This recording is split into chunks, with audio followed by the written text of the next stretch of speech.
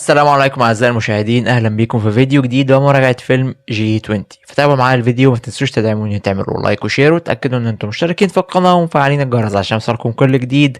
ويلا بينا نبدا. خلال قمه منتدى مجموعه ال20 يقع هجوم ارهابي يعرض حياه الجميع للخطر، مما يدفع الرئيسه للاستعانه بخبراتها العسكريه لانقاذ عائلتها والعالم. الفيلم بيقدم لنا حاجة أعتقد إن هي مستحيل تحصل في الحياة الحقيقية، يعني بيقدم لنا إن رئيسة أمريكا واحدة ست، وفي نفس الوقت الست دي كمان من أصول أفريقية، فده يعني أعتقد إن هي حاجة مستبعدة جدا إن هي تحصل. يعني كان في إيديهم إن هي تحصل والله في الانتخابات الأخيرة، بس هما اللي مرضوش. طبعا بما إن هي ست ومن أصحاب البشرة السمراء، فأكيد ليها أعداء كتير متربصين بيها وناس مستنين لها على غلطة، يعني أكيد هي مكروهة ومش محبوبة تكون في الوضع اللي هي موجودة فيه. المهم بيحصل اجتماع ال20 في جنوب أفريقيا، وخلال الاجتماع ده بتهجم مجموعة من الإرهابيين على المقر اللي فيه الاجتماع وياخدوا كل اللي موجود فيه رهاين. وده طبعا الأمر اللي بيخلي الرئيسة تطلع الوحش اللي جواها وتوريهم العين الحمراء او الفستان الاحمر، يعني مش متاكد الحقيقه. خلونا نتكلم الاول عن الحاجه العدله الوحيده اللي موجوده في الفيلم، وهي جانب الشر اللي موجود معانا. الاشرار هنا هم بعض الارهابيين المرتزقه اللي بيظهروا لنا في الاول بفكر اللي هو احنا ضد الناس اللي بتعلن الحروب،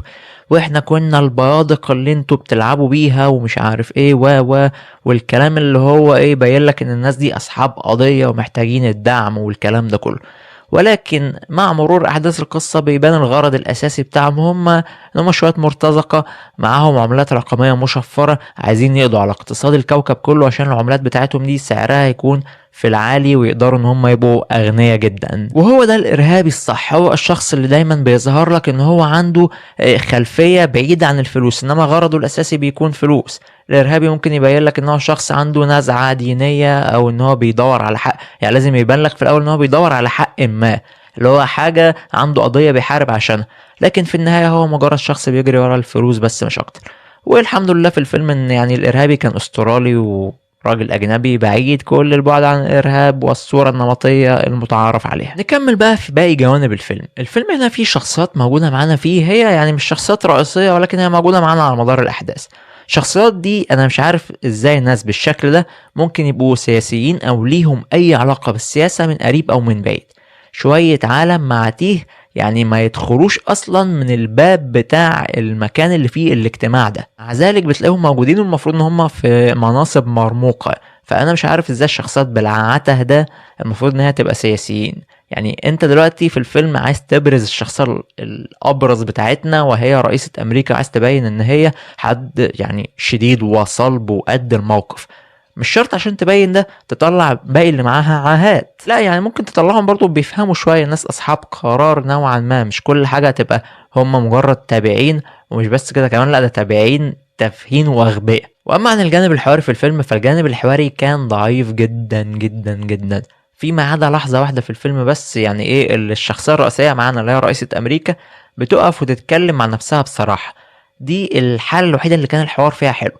فيما عدا ذلك كان تعبان جدا، وبرضه زي ما قلت ان هو محاولة لابراز الشخصية الرئيسية بتاعتنا، بس حوار مكتوب يعني بطريقة تعبانة خالص، وحوارات مصطنعة كده اللي هو ايه احنا لازم نخرج من هنا، لا انا مش هسيب حد ورايا، طب الارهابيين مش عارف ايه، لا احنا هنعمل ونخلي، يعني بالعقل يا جنب، بالعقل مش لازم تبقوا مصطنعين كده. ولكن أسوأ حاجة في الفيلم بقى وبلا منازع، وهي ان على مدار احداث القصة بتاعتنا وبرغم الموقف الصعب اللي احنا محطوطين فيه، وان يعني احنا في خطر وارهابيين والارهابيين معاهم خطة متحكمين في كل حاجة، ولكن انا في ولا ثانية من احداث الفيلم حسيت بالخطر على اي شخصية من الشخصيات الرئيسية اللي موجودة معانا. مفيش اي نوع من انواع الخطر، مفيش اي حاجة. الابطال كلهم كملوا معانا على مدار احداث القصة وعاشوا في الاخر وعادي والدنيا تمام. يعني ده معلش اعذروني يعتبر حرق، ولكن هو ده فعلا اللي حصل معانا، ان الابطال بتوعنا كلهم عاشوا برغم من الصعوبة اللي كانت موجودة، برغم ان يعني في خطر،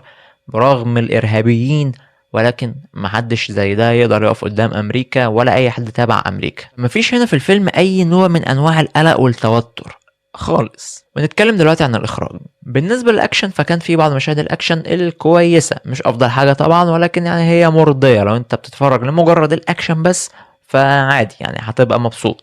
ولكن الاخراج طبعا زي ما اتكلمت من شويه هو فشل في انه يعمل اي عامل من انواع القلق والتوتر على مدار احداث القصه، مفيش. كمان في بعض الحاجات العبيطه اللي حصلت وبعض القرارات يعني الغريبة جدا الشخصيات عملتها في النص، تحس اصلا ان كان في مشاهد بس اتشالت، عشان كده الخطوة اللي الشخصية دي بتعملها لا هي مش مبررة بالنسبة لك. فالاخراج هنا الحقيقة كان يعني مش في افضل احواله. نتكلم دلوقتي عن الاداء التمثيلي.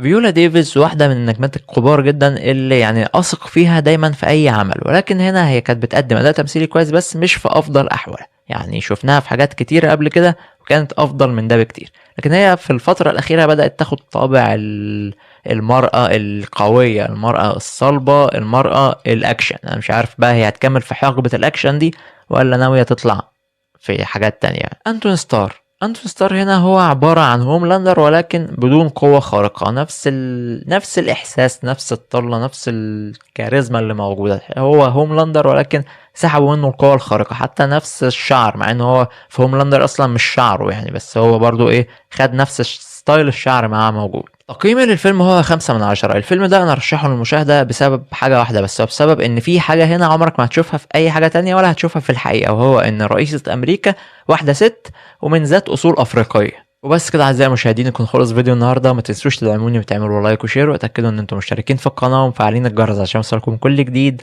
واشوفكم تاني في فيديوهات جايه كتير ان شاء الله. سلام عليكم.